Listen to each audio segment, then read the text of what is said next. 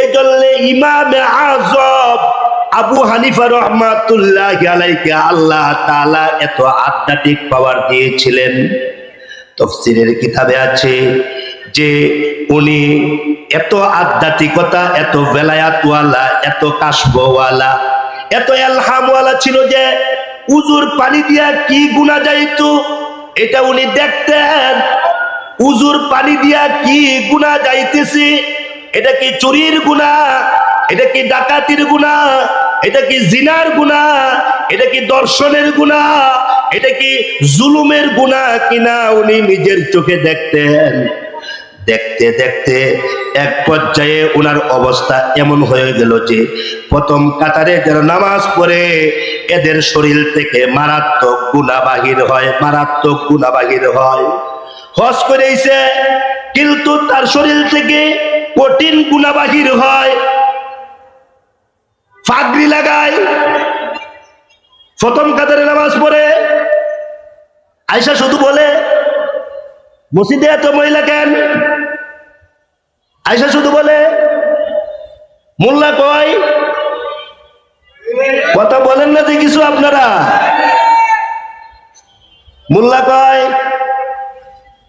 কয় ইমাম কয়, মুয়াজ্জিন কয়, খাদেম কয়, একটা বারে কথা বলে না যে মসজিদের কর্ণদ্বার কোথায়? মসজিদের মুতাওয়াল্লি কয়, মুতাওয়াল্লি নামাজ আইছে না কেন? সেক্রেটারি নামাজ আইছে না কেন? সভাপতি নামাজ আসছে না কেন? কেশিয়ার নামাজ আসছে না কেন? দায়িত্ব যাদের, কিন্তু দায়িত্বওয়ালাদের ব্যাপারে আমরা উদাসীন।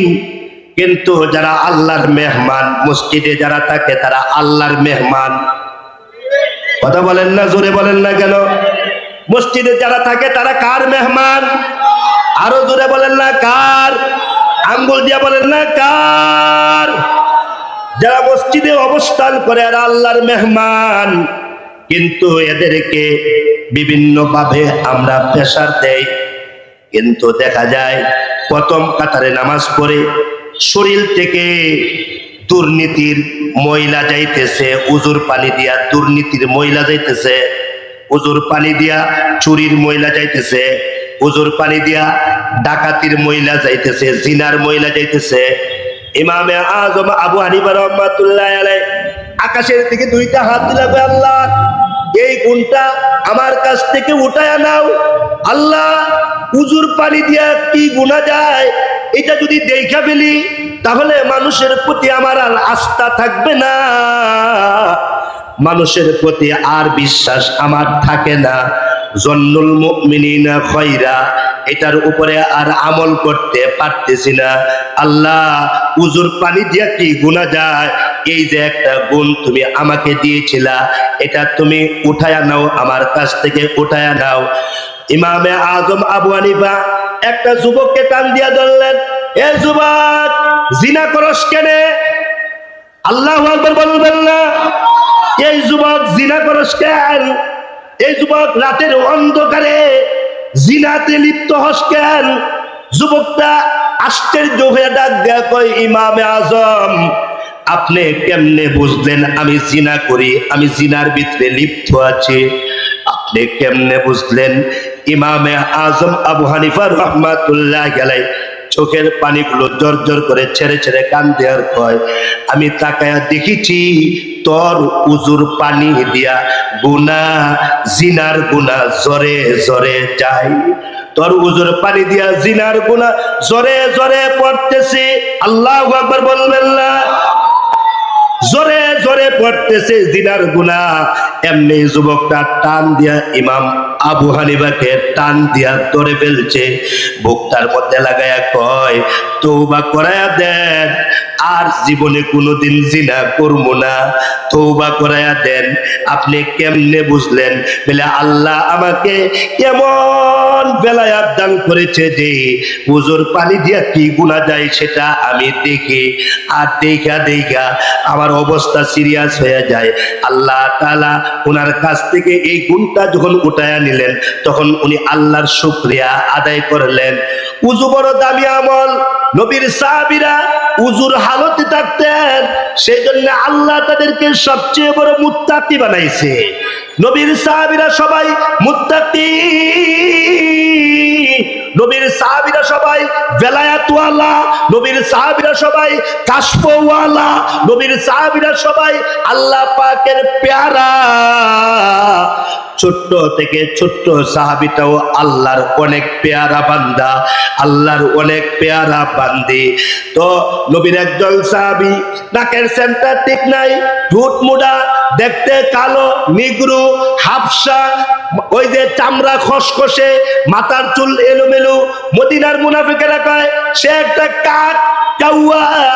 এই লোকটা হলো মদিনার বারাইত্যা, এই লোকটা হলো মদিনার বাদাইম্যা, এই লোকটা কেন আমাদের মদিনায় থাকে।